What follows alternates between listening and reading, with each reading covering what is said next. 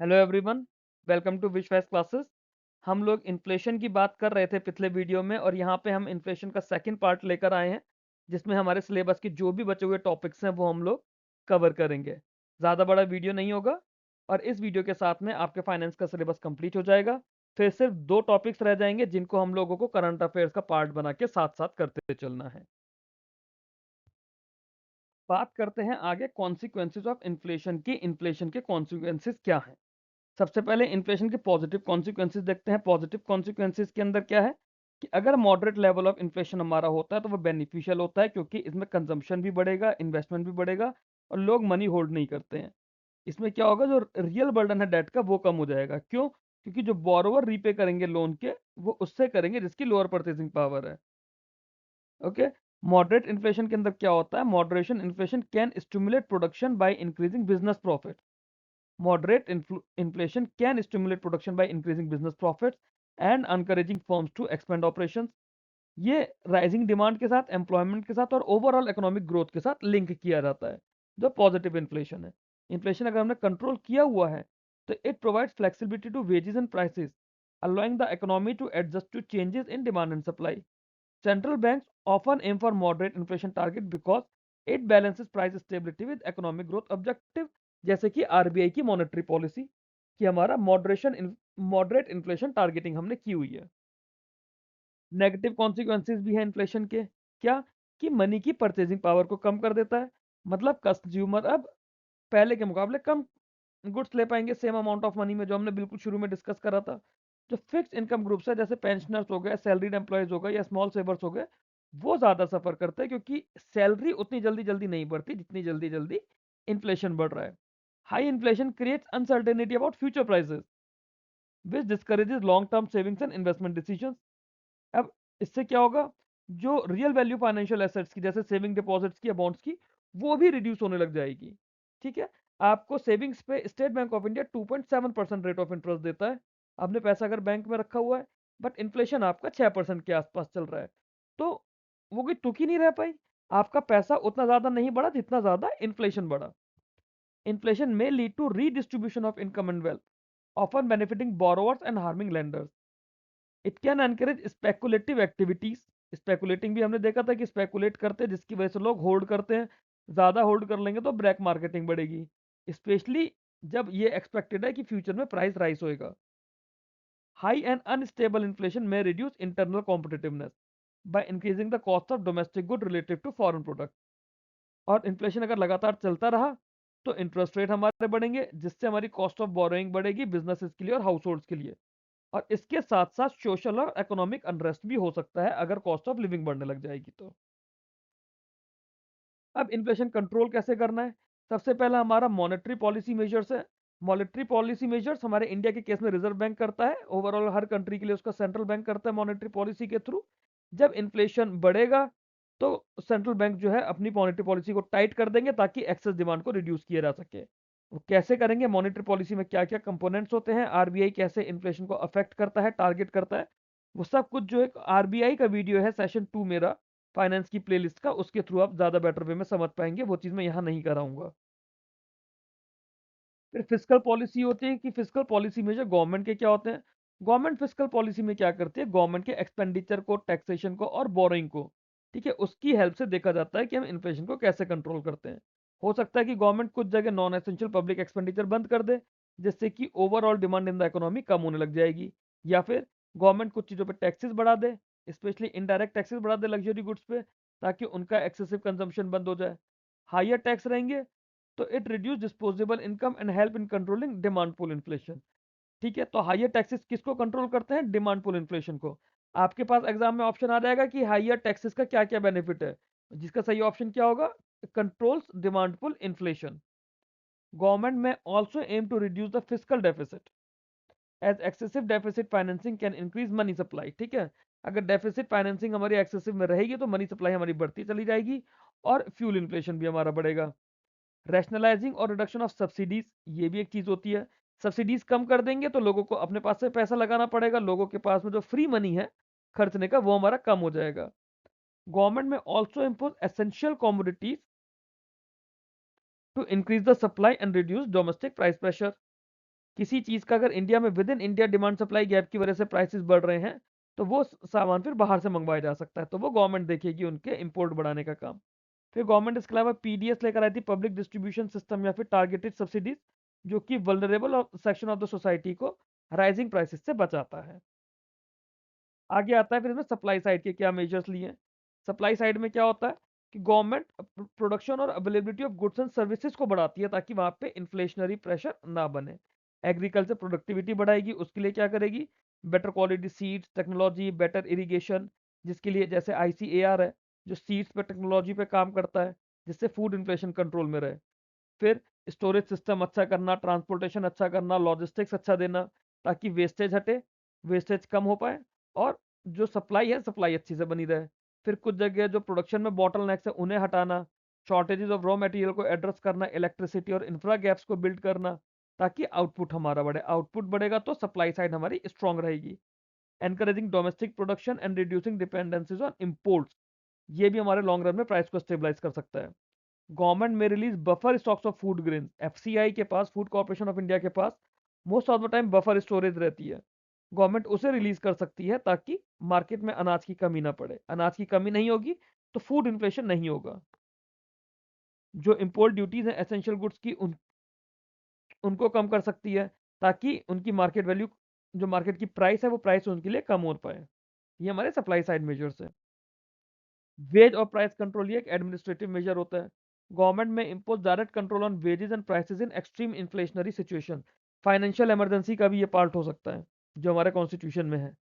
Price ceilings में भी introduce on essential commodities, anti holding anti black marketing measures में भी implemented, rationing and public distribution system में भी यूज। बट इस सब के साथ क्या है, ये सब टेम्पररी होते हैं। क्यों? क्योंकि प्रोलॉन्ग कंट्रोल जो है वो मार्केट को डिस्टॉर्ट करेंगे और प्रोडक्शन के इंसेंटिव्स को भी कम करने लग जाएंगे। लॉन्ग टर्म स्ट्रक्चरल मेजर्स होते हैं जिसमें इन्फ्लेशन के रूट कॉजेज को एड्रेस किया जाता है। तो बहुत इंपॉर्टेंट है, root causes of the inflation in the economy कौन से मेजर्स में एड्रेस किए जाते हैं, लॉन्ग टर्म स्ट्रक्चरल मेजर्स के अंदर।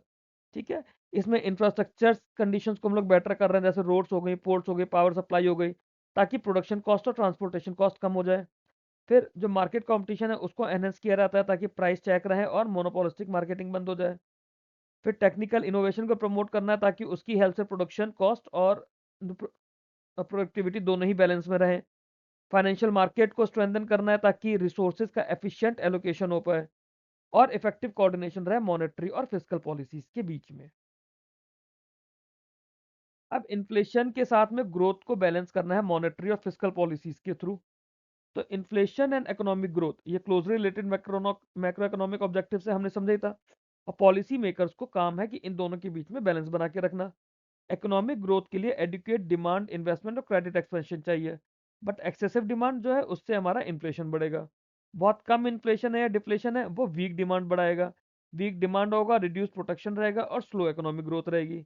जब इन्फ्लेशन बहुत ज़्यादा कम होता है तो कंज्यूमर्स ये सोच के कि आगे चल के प्राइस और कम होंगे अपनी स्पेंडिंग को पोस्टपोन करने लगते हैं, जिससे मार्केट में ओवरऑल डिमांड कम होने लगती है। जो बिजनेसेस होते हैं वो भी इसी वजह से अपने इन्वेस्टमेंट में डिले करते हैं, और जिस सब की वजह से स्लोअर जॉब क्रिएशन होगा, स्लोअर इकोनॉमिक एक्टिविटीज रहेंगी। ऑन द अदर हैंड जब इन्फ्लेशन हमारा हाई होगा उसमें परचेसिंग पावर ऑफ मनी कम हो जाएगी, बट फ्यूचर प्राइस की अनसर्टेनिटी भी बढ़ेगी। हायर इन्फ्लेशन डिस्करेजेस सेविंग्स और लॉन्ग टर्म इन्वेस्टमेंट, क्योंकि जो रियल वैल्यू ऑफ रिटर्न्स है वो ऑलमोस्ट अनप्रिडिक्टेबल होती हैं। It may also lead to higher interest rate, जिसकी वजह से कॉस्ट ऑफ बोरिंग बढ़ जाएगी बिजनेसेस के लिए। और एक्सेसिव इन्फ्लेशन अगर होगा तो वो डिस्टॉर्ट करेगा रिसोर्स एलोकेशन को, रिड्यूस करेगा इंटरनेशनल कॉम्पिटिटिवनेस को और मैक्रो इकोनॉमिक इंस्टेबिलिटी को क्रिएट कर देगा। इसलिए ना तो बहुत कम इन्फ्लेशन होना चाहिए ना बहुत ज़्यादा इन्फ्लेशन होना चाहिए, एक मॉडरेट इन्फ्लेशन होना चाहिए। कितना? 4% प्लस माइनस 2%। ज़्यादातर सेंट्रल बैंक्स का काम यही है कि मॉडरेट इन्फ्लेशन को रखते हैं। इंडिया में RBI flexible inflation targeting framework use करता है, यही 4 ± 2% वाला, और ये सीपीआई इन्फ्लेशन पे कर रहा है, जो सीपीआई कंबाइंड है उस पर। Now, इस फ्रेमवर्क से क्या होता है, जो सेंट्रल बैंक है वो प्राइस स्टेबिलिटी पे फोकस कर पाते हैं और साथ साथ इकोनॉमिक ग्रोथ को भी सपोर्ट कर रहे हैं। जब इन्फ्लेशन अपने टारगेट रेंज के ऊपर है तो सेंट्रल बैंक उस समय कॉन्ट्रैक्शनरी मेजर लगाते हैं। Higher interest rate reduces borrowing and spending, which helps bring down inflation. However, excessively tight monetary policy may slow down investment and economic growth. ठीक है? और इसी सब में फिस्कल पॉलिसी का भी पार्ट है, वो हम पीछे देख चुके हैं फिस्कल पॉलिसी का क्या रोल होता है। ओके, आगे चलते हैं।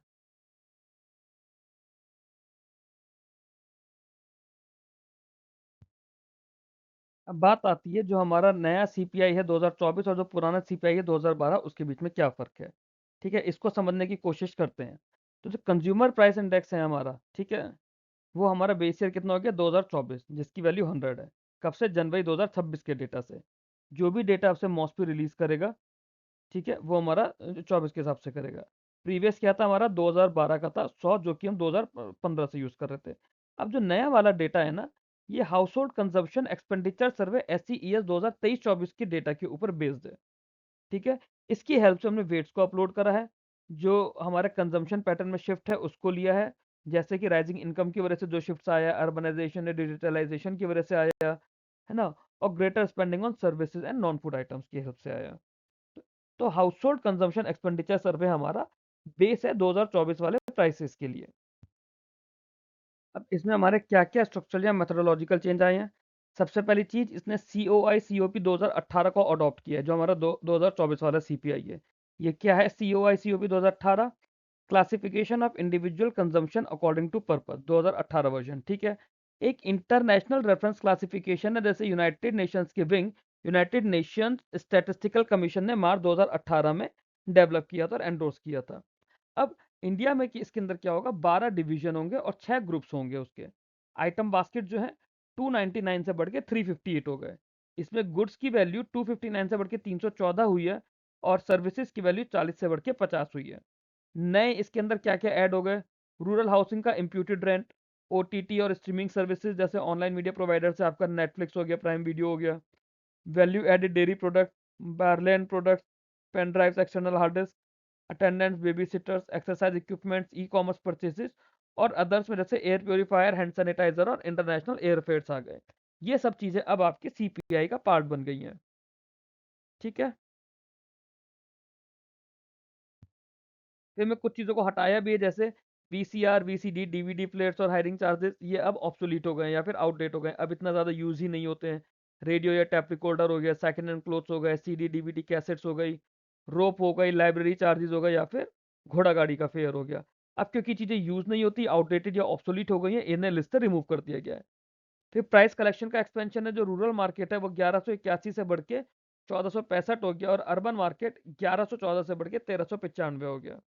And inclusion of online market for e commerce item, ये भी इसका पार्ट बन गया। ठीक। बाकी मोर ग्रैनुलर डेटा डिसिमेशन होने लग गया, use of alternative data sources, modern technology and refined compilation method, ये इसमें होएगा। जो पुराना था हमारा 2022 की 2012 की ग्रुपिंग थी, उसमें फूड एंड बेवरेजेस जो थी वो 45.863% से कम होकर 40.104 हो गया। हाउसिंग की वैल्यू 10.07 से बढ़कर 11.881 हो गया। मिसलेनियस की वैल्यू 28.317 से बढ़कर 33.154% हो गया। जो रूरल फूड वेट है वो हाइयर है देन अर्बन। रूरल फूड कितना था? अप्रॉक्स 41.98% था और अर्बन की वैल्यू 30.25% थी। इससे क्या हुआ, ये जो जो हमने ओवरऑल करा या पूरे स्ट्रक्चर को हमने चेंज करा, इंडिया का जो सीपीआई है वो ग्लोबली अलाइंड उसके साथ में हो गया और ज़्यादा रिप्रेजेंटेटिव हो गया, आरबीआई की मॉनेटरी पॉलिसी में काम आएगा। ठीक है? तो ये हमारे चेंजेस हुए 2022 और 2012 वाले सीपीआई के अंदर। Primary change food and beverages के अंदर आ गया, जैसे हमारे पास हाउस, ठीक है? बाकी जो इसमें हाउसिंग, वाटर, इलेक्ट्रिसिटी, ये मैंने फैब के करंट अफेयर्स के अंदर भी इस चीज़ को पढ़ाया है, एक बार वहाँ पर भी इसको देखिएगा आप लोग। ठीक है? तो this is all in the inflation video. यहाँ पे हमारा फाइनेंस का पार्ट सी कंप्लीट होता है as per the syllabus. That's all in this video and series friends. आपको अगर ये वीडियो अच्छा लगा हो, कंटेंट अच्छा लगा हो, तो आप लोग मेरे वीडियो को लाइक करिए, चैनल को सब्सक्राइब कीजिए। टेलीग्राम चैनल के ये अलग अलग टेलीग्राम चैनल ग्रुप के लिंक्स हैं, आप लोग अपनी कन्वीनियंस के हिसाब से जो भी चैनल आपके लिए सूटेबल है, चाहे आप नॉर्मल बैंकिंग की तैयारी कर रहे हो तो ये आरबीआई असिस्टेंट या नाबार्ड बाकी बैंकिंग एग्जाम्स के लिए एक ग्रुप है, आरबीआई ग्रेड बी के लिए ये मेरा चैनल है जहाँ पे सारी अपडेट्स आपको मिलेंगी, और डिस्कशन के लिए ये आरबीआई ग्रेड बी का ग्रुप है। इसके अलावा ये विश्वास का मेन चैनल है जहाँ पे सिर्फ मैं पोस्ट करता हूँ, आपको किसी और की पोस्ट की वजह से कंफ्यूज नहीं होना पड़ेगा। और ये मेरा ग्रुप फॉर इंटरव्यूज़ है, जहाँ पे हम IBPS, RRB, LIC इन सारे एग्ज़ाम्स के इंटरव्यू की मॉक टेस्ट और डेली प्रैक्टिस करते हैं। Thanks for watching this video. Keep learning, keep growing.